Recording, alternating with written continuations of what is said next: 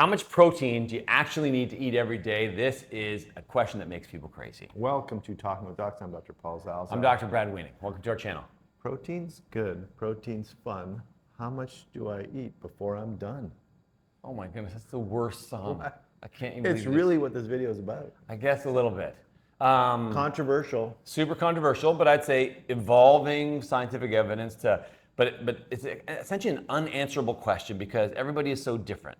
All of our personal needs are different, our activity are different, our ages are different, so it changes as you age. So there's really no specific answer. We're gonna try to give you a guideline to get through the weeds. So when you go to the store looking for food, you're not specifically looking for protein. And spoiler alert, Yes. in our society, which we are fortunate enough to live in, Yes.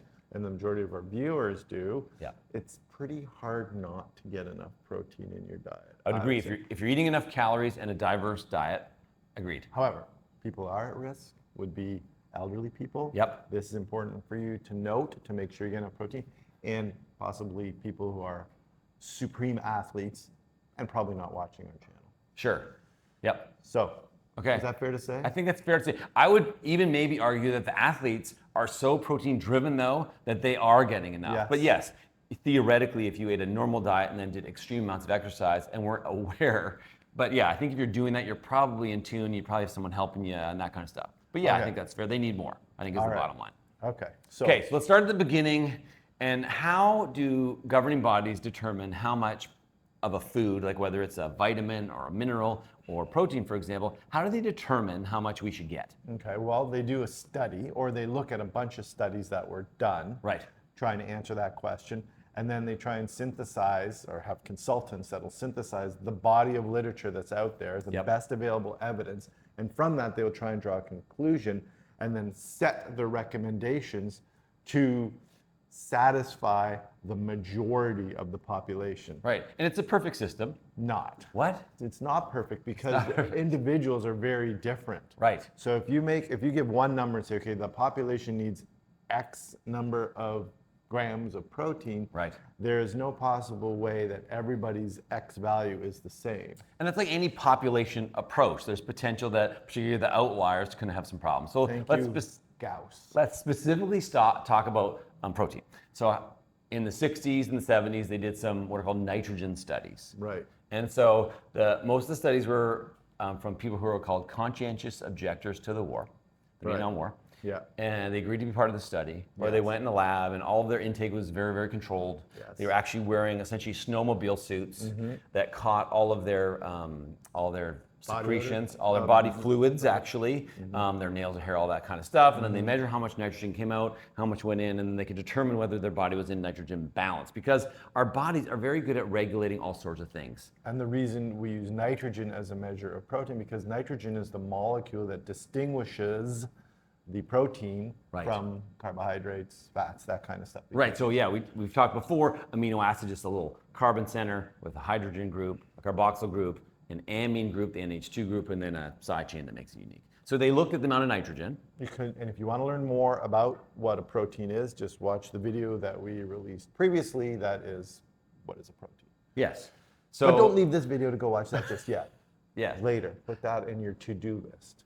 So they measured this, and then they reduced people to essentially no protein intake, and then they slowly increased their protein intake to determine when they were in a balance. So when they started to essentially pee out nitrogen and say, this is the point at which your body said we don't need any more of this nitrogen. That's how they determined it. So what was the number that they came up with, Paul? They came up with, I don't know what that study actually came up with. Well, it's a bunch of studies that were pooled. But the recommendation that came out from looking at all that data was 0.8 grams per kilogram of body weight is how much protein you need. That means nothing to you if you're trying to go shopping.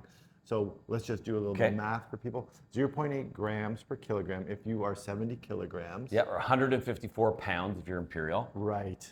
You need about 56 grams of protein per day. Right. According to the recommended daily allowance, yes. RDA. Yes. And so what this study was is small-ish. It was a whole bunch of different studies that were pooled. So it was about 280 people that were involved in the study.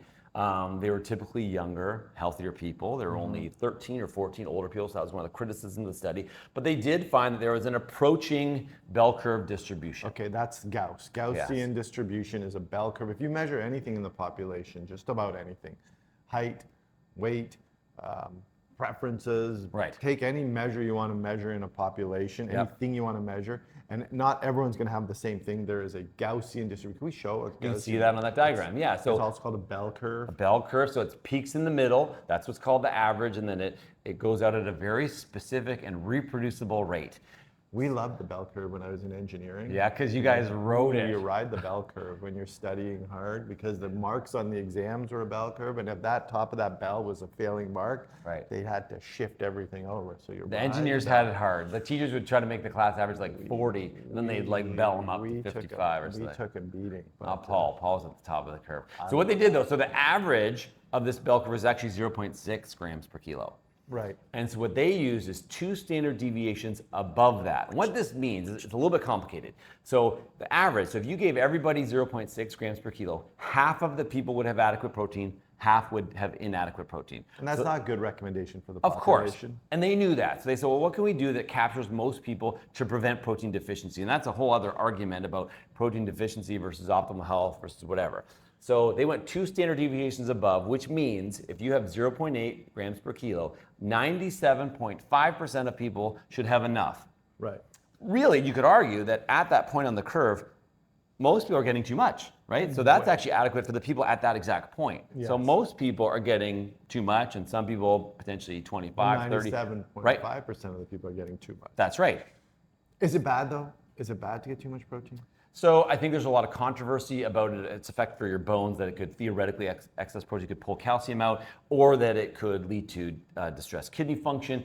I think the evidence for that stuff is a little softer. You could argue maybe on the animal protein side in cancer, but I think it's really debatable. And for most healthy people, I'd say it's probably okay. And because you would need a lot of protein to start doing damage to your kidneys in your body. So anyway, so they went with the 0.8 to try to capture all of these people. So as time has passed, some people are like, well, you know what? There's a bunch of flaws in this study. We really don't love the way that young, healthy people were applied to everybody, and maybe there's some room for tweaking it a little bit, particularly for the elderly. We know that as people get older, they often do not consume enough calories.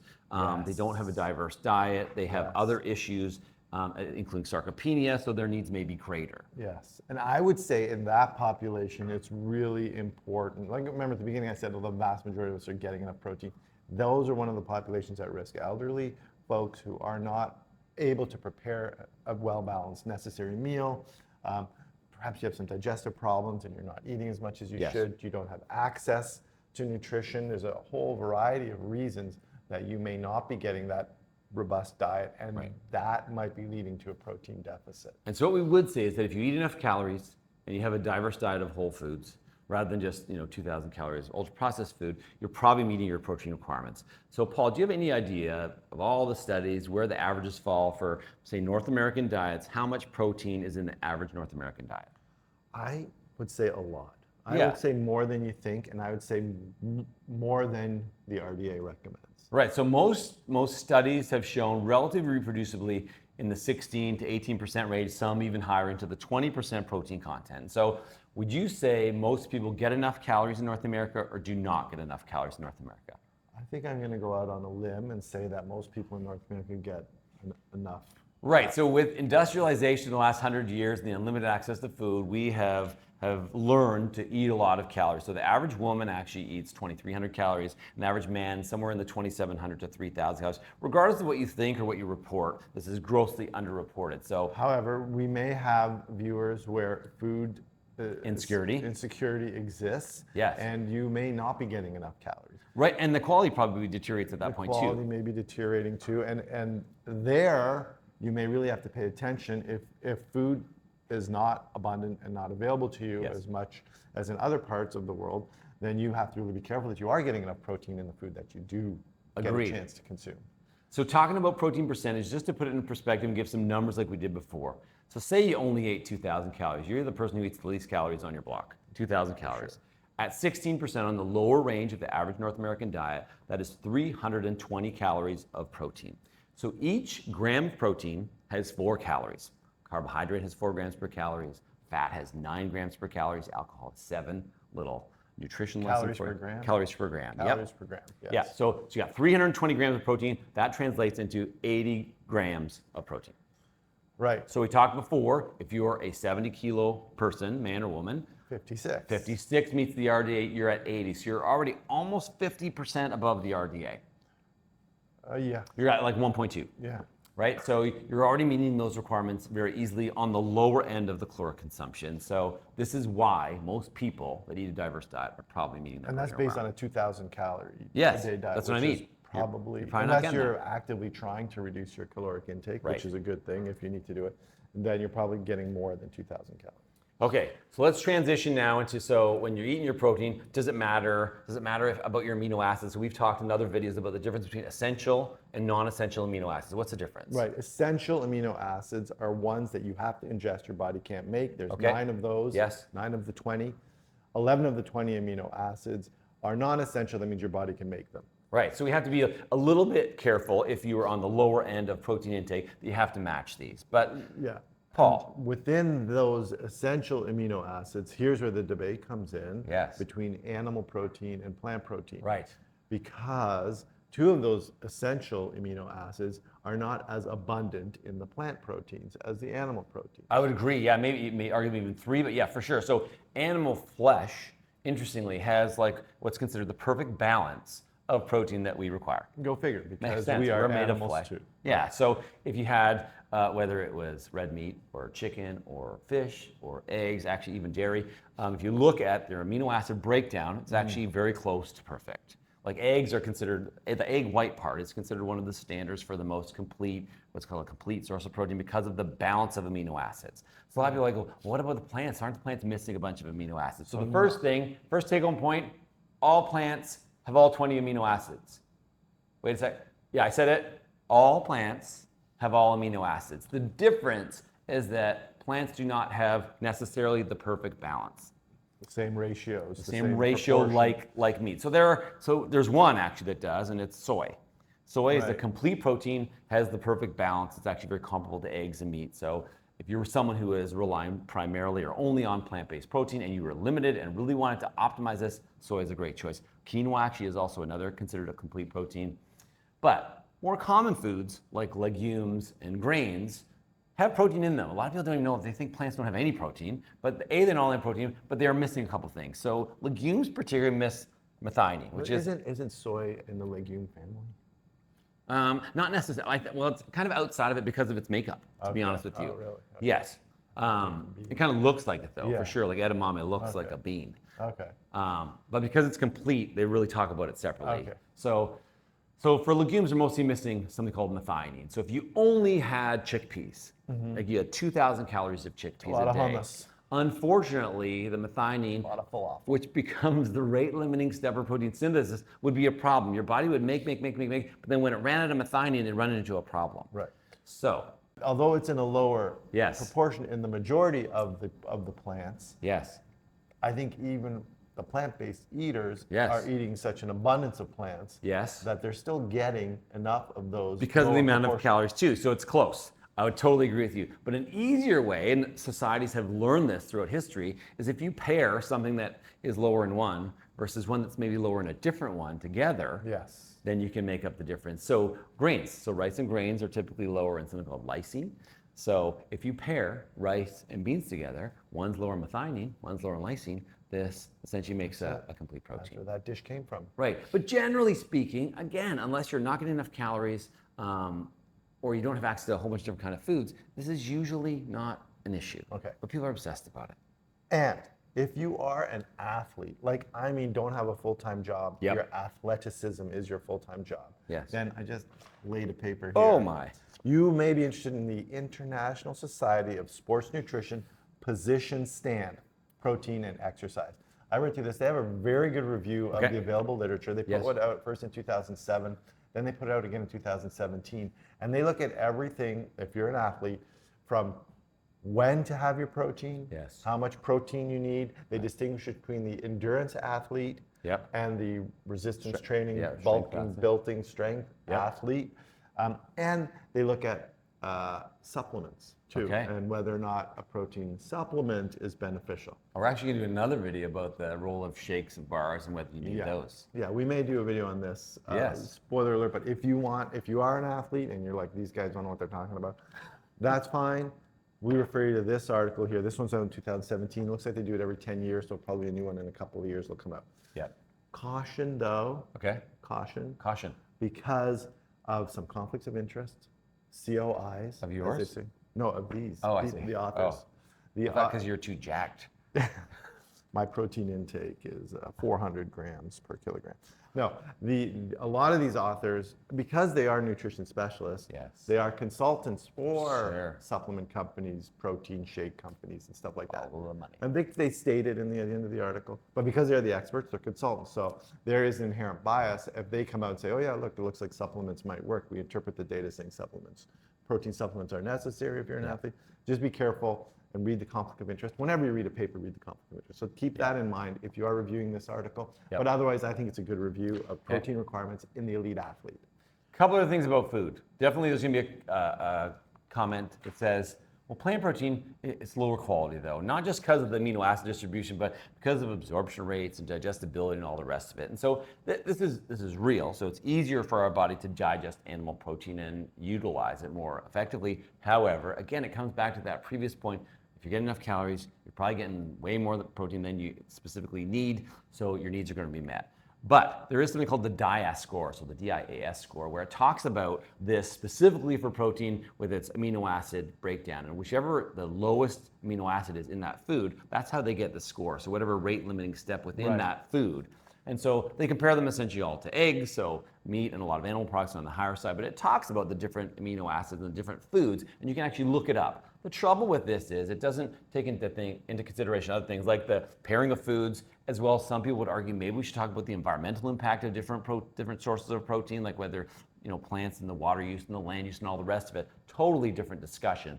True. But something to think about. Good thing. Yeah, and basically, at the end of the day, our bottom line is Yes. For the vast majority of our viewers, you're probably getting enough protein, so you don't need to get anxious about how much protein you're getting. Agreed. If you are in your later stages of life and you're not able to make your meals, get your meals, or you're just, Even dentition can be an issue. Hard to chew that's true, animal dentition. products particularly. or your digestive tract just isn't feeling great and you just can't take in enough food, then you got to be careful with how much protein you're getting and make sure you're getting enough and supplement it if you have to. One cool protein, collagen. Yes. Collagen. We've been talking a lot about it bone. recently. Yeah. Collagen is a protein. It is. A protein, and its strength to weight ratio is better than steel. Strength to weight ratio of collagen is stronger than steel. Man of Steel, wasn't that your nickname in high school? Man of Steel. Should have been the man of collagen. Superman. That's interesting. There you go. That's how cool proteins are. And yeah, so what we would probably say is that don't hang your hat on the 0.8. And as we get older, is it maybe 1.2? And for athletes, is it 1.6 and beyond? I mean, it's really debatable. You get 20 experts in the room. They're probably going to have a hard time agreeing on exactly a number. They're all going to say the RDA was a flawed start, but it's a basis for it. But everybody is a little bit different, and this is kind of how we have to apply it. There you go. It's complicated, though. It is. There's no right answer. I think we probably have to worry about it a little bit less. And it's become out of a big marketing thing. Out of the last 30 or 40 years, protein has become a way to sell food. Protein this, protein that's everywhere, right? Yeah. Even when you go to a restaurant, and this is what we've talked about as far as my pet peeve. Would you like protein with that? I'm like, what? This whole thing is protein, but I don't have time to get into it with the server to explain the amino acids, essential, non-essential. Just refer to the my video. wife and kids would get up, walk away from the table, and never have dinner with me again. So would your friend.